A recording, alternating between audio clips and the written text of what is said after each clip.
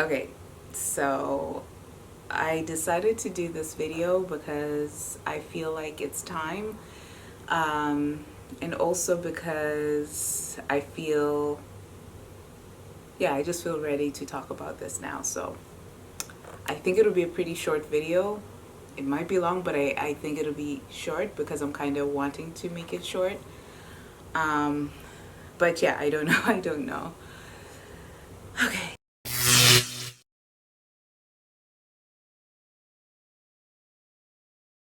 So about, I want to say almost 2 years ago, Morgan and I lost our first pregnancy. Um, we were not expecting to be pregnant, and it was completely unexpected. And it was super unexpected, but super exciting at the same time. I was nervous at the time. I don't think I was really attached to the idea of having a kid at that point. So that first miscarriage, I don't think it was as hard on me as it sometimes is on many women.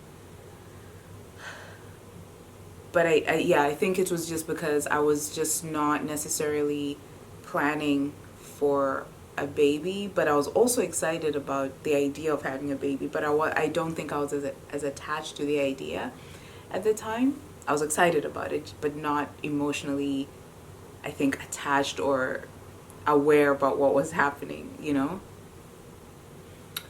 That being said, I remember very much that I went to the ER. Like that first pregnancy, I was very, very like overly paranoid because I had obviously not experienced this before. So I was like going to the doctor. Like I think I might have had 3 ultrasounds or something like that. Maybe, the first one, it was great. The second one was like, um, you know, things could go either way. And then I think the last one was when I found out that I was having a miscarriage. And the way I found out the very first time was really, really difficult. And I think that's when it kind of hit me, what was happening, because I just started spotting, and like pretty heavy spotting. And I went to the ER. And so when I went to the ER, the guy was like, I remember it was a guy who, like a male doctor who saw me, like a middle-aged man. And I remember him just being kind of cold and just saying, oh yeah, like confirming my name and date of birth and stuff like that. And then just being like, yep, so you're gonna have a miscarriage, so yeah, just go home and yep, that's it, kind of thing. And I remember just feeling so like like sort of like what do you mean, like, but I didn't say anything back. I just remember feeling like shocked by the way he delivered the news, because it was completely, in my opinion, quite insensitive and quite real when it comes to how miscarriages happen. I remember him saying, "Oh, you're in the first. I think I lost that baby at 6 weeks." So he was like, "Well, you're 6 weeks or whatever it was, 6 weeks, I think it was." And so, many women lose their babies many women lose their embryos at 6 weeks, and that's how he said it. And so I remember just feeling kind of shit. But anyways, I went home, and yeah, Morgan was really supportive as per usual, and he planned a trip for us to go away for the weekend, and it was really nice just to go away. And I think that actually helped, like, kind of, put some space between what had happened or what was happening and I guess the future, right? So So yeah, we went away, and that was pretty private. I think my mom was the only one who knew about that pregnancy. Um, but yeah, that was really, really, it was hard. Like hard because like after you lose the like a baby, or when you start expecting to have a baby and then you lose it, it just feels like a piece of you is just being ripped, or at least for me it felt like a piece of me was being ripped out of my chest, you know. And then the sort of visual of it all, like the feeling of just watching like chunks of yourself coming out, it's very graphic. And so yeah, but it was really hard. But then that being said, I feel like I was yeah, like I it stayed with me, but then I wasn't as like destroyed for super long. Like I think it was something that definitely devastated me, and I kind of, it just stayed at the back of my mind, because you start asking yourself like, oh my god, like what's wrong with me, like how come this happened and stuff like that. And anyway, so that was the first pregnancy. And then the second one, a few months later, we find out we're pregnant again. And this time around, I'm very cautious. So I take like, I don't know, maybe a zillion pregnancy tests. And I think at that point, like I was wanting to get pregnant. So this was just after we got married. And so I was just like, kind of, when I say I was trying to get pregnant, I was like I bought pregnancy strips, and you know, I would know exactly when I'm like, when my period is and that sort of thing. I mean, I've always tracked my period, but I feel like I was actively like trying to get pregnant. But, or at least it was one of those situations that I was like tracking everything to the point where if I did get pregnant, I would know that I was gonna get pregnant. Like I would know that I was pregnant very quickly, kind of thing. So we got pregnant again, and I'll try and insert clips of all this stuff, because I did record bits of the like finding out and stuff like that. And yeah, so the second one, I found out that I was pregnant when I was at work. So I can't remember, and I'll insert a video here, but for some reason I decided to take a pregnancy test, to buy a pregnancy test at work. And when I found out, I was like completely shocked, like super shocked, super shocked. But also very excited, because again, I was kind of coming off the heels of losing the other baby. So I was like super excited. And then yeah, I told my mom, and I think I called Jocelyn. Like I was really like my friends and stuff like that, or my friend. Yeah, I called my mom and more, and then I was like, I think I did something to surprise, like to tell Morgan, but I don't remember. I feel like I blocked a lot of that part out. But yeah, I was really excited about it all, and then we were excited, like we were super excited. And then yeah, Christmas was great. Like we were like just gleeful and happy. Even though we're staying in a super tiny place, we're kind of like, oh yeah, like this is just perfect, you know. We'll just, I don't know, figure out a way to separate a place for the baby to sleep, you know, something like that. Like we're just really excited.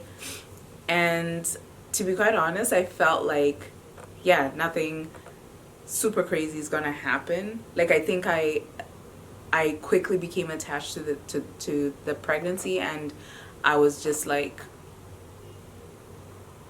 yeah, like I was so sure like everything was gonna be fine. I know my nephews came to visit that Christmas, and it was awesome and stuff like that. I mean, I was feeling tired and stuff, all the things that a pregnant person was feeling. But yeah, like in January, I just, like, I had a meeting, and I just knew that something was wrong. So I had a very important meeting, I should say, and I was really, really busy at work as well. Um, but yeah, like, I had a really important meeting, and I think it was a Friday. Um, and I remember, I feel like Morgan might have been home for some reason, but I don't remember exactly. Like, I don't know why, but he was home, and like, I got dressed to go to this meeting, and then I just couldn't. And then he's like, I think if you're not feeling well, don't go. Like, just cancel the meeting. And I was like, no, no, no, I'll go, and then do the meeting, and then I'll come back. And at that point, I'd already started spotting, like, the previous night, and so I knew, like, something was probably wrong. And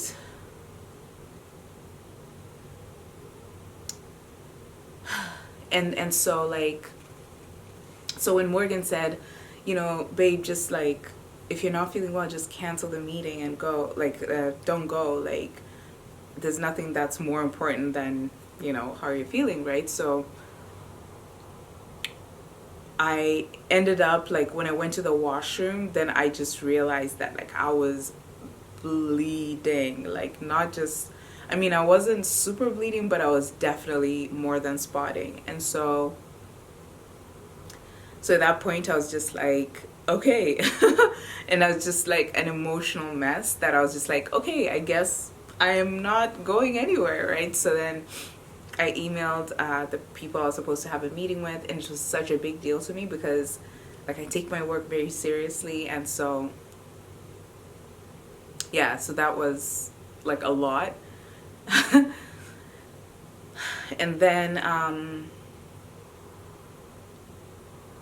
yeah, so that whole, like, after that Friday, if I'm to be completely honest with you, everything kind of became like a blur, because a lot of things happened, but I don't remember the sequence. I don't remember the details of some of it. I remember too many details of other bits of it. Like, I think the baby at that point was 9 weeks. Um, um, so yeah, so that weekend was hell. That weekend was hell, and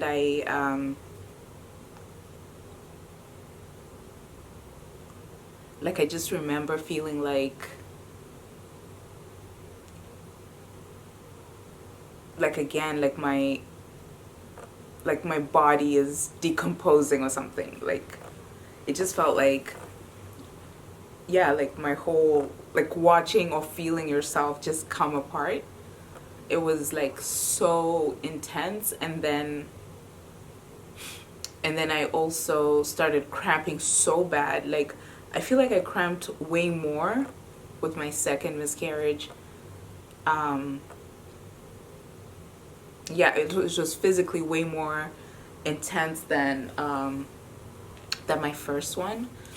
And so, but yeah, my body just wasn't working. And throughout the course of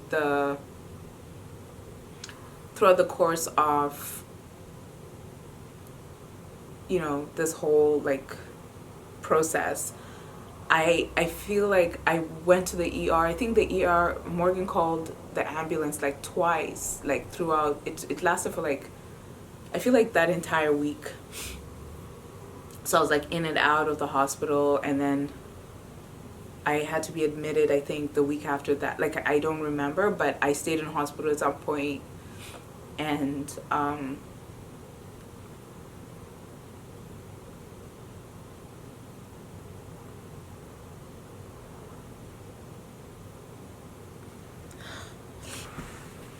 okay.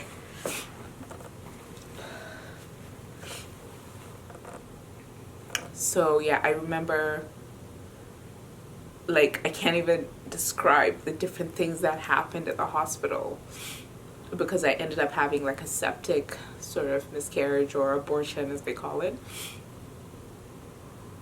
Um, but yeah, it was a lot. It was a lot. And okay, let me just calm down. Okay. I didn't expect to cry, but and like one of the hardest things, which is so dumb about hospitals, that like one of the hardest things, or the worst things that I experienced in the hospital was that like when you have a miscarriage, they actually put you in a, or if you're admitted into hospital, in my case,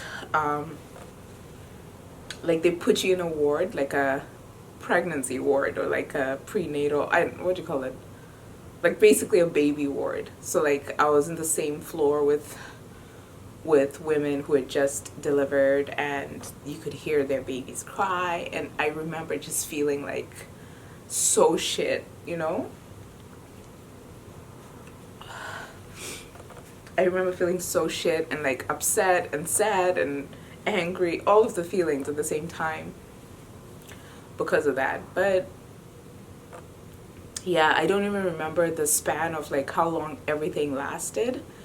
I'll probably, yeah, I would have to go back and see like how long the whole hospital, and for the abortion to, I mean, for the miscarriage to fully happen. They called it a septic abortion, I think, or septic miscarriage, either or, where like you miscarry, but then it doesn't all come out, and so, and then you end up getting like a, like I got an infection, and it was just a lot. But I was in pain. Like that whole phase of everything was actually super painful.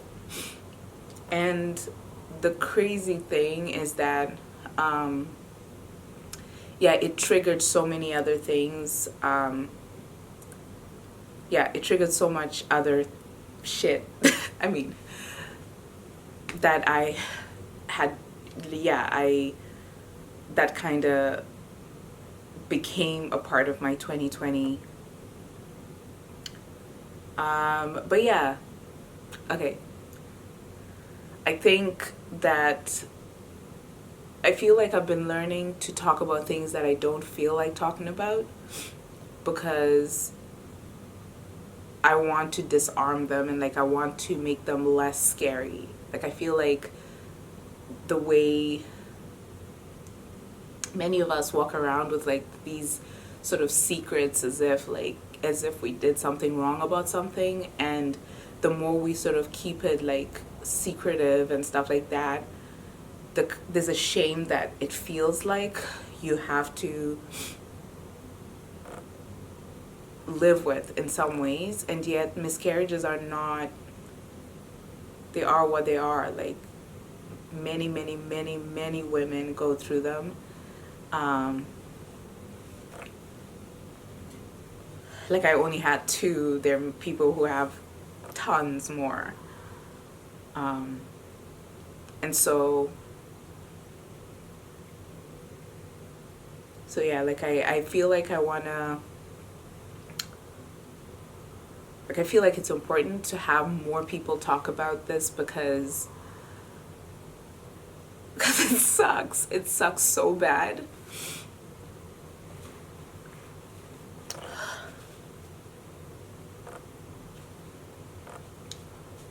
It sucks so bad. And it's like, I hate that.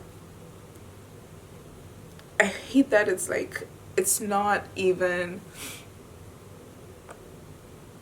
yeah, it's hard to explain if you've never had a miscarriage, but like, to some people it may seem like, well, it was just a thing inside your stomach or whatever. It wasn't an actual person. But it was, you know? And yeah, and I feel like I learned so much about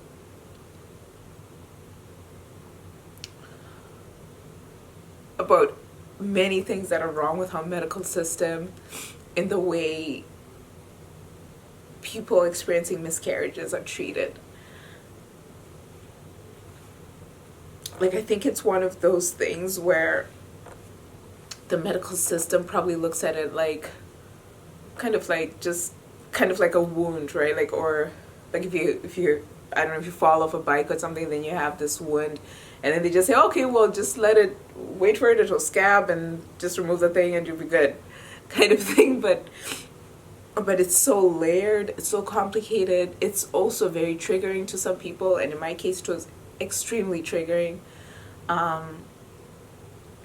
And I mean, I was so lucky to have okay, I'm not gonna cry anymore.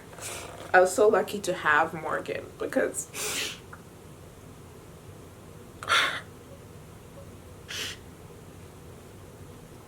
like I recognize that not everyone has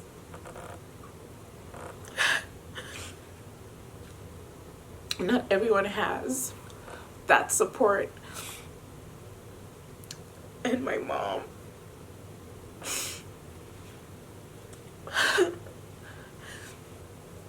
and my brother, like I just feel so grateful.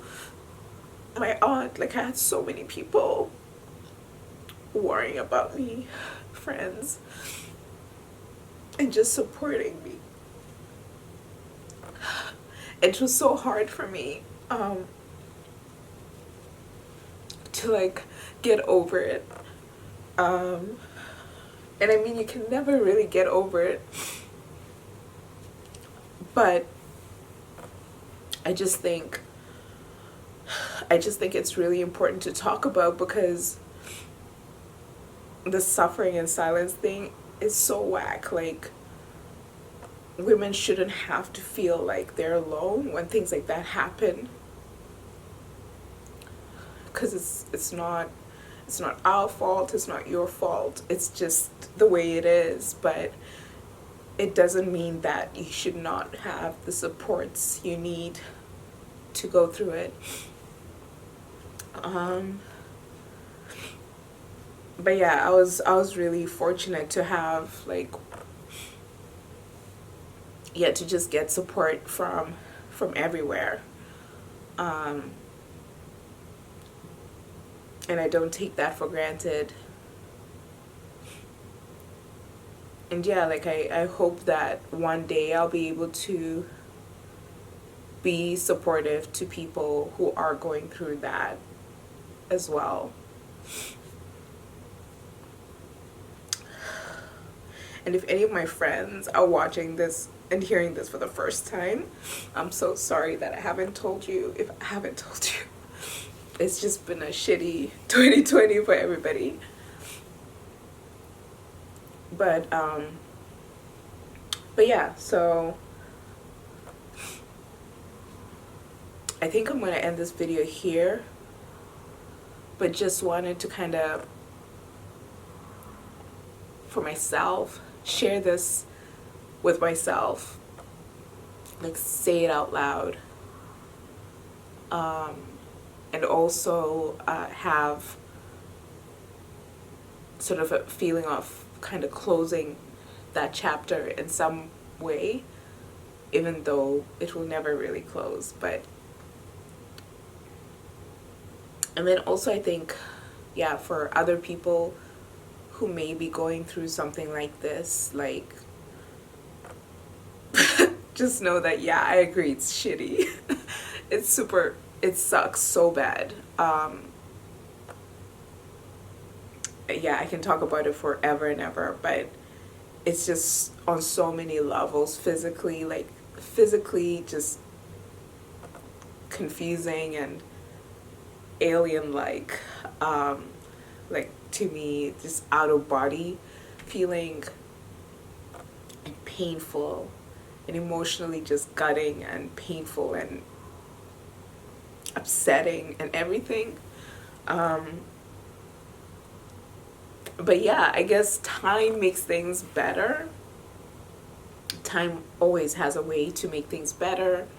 And if you are going through something like this, I would encourage you to to reach out to someone, to some people, to somewhere, so that you can get the sort of support that you don't even realize you need it, but you do.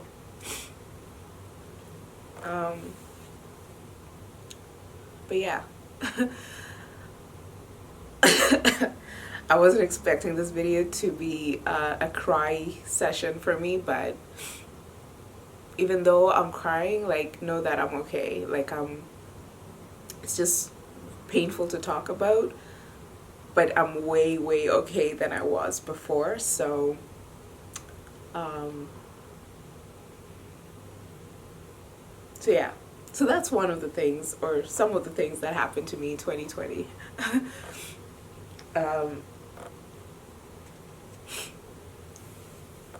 Yeah, I'll end this video now, and I hope you're all doing okay, and thank you for listening and watching, if you're still watching till now. Okay, I'm gonna end this video now, and I will see you guys soon.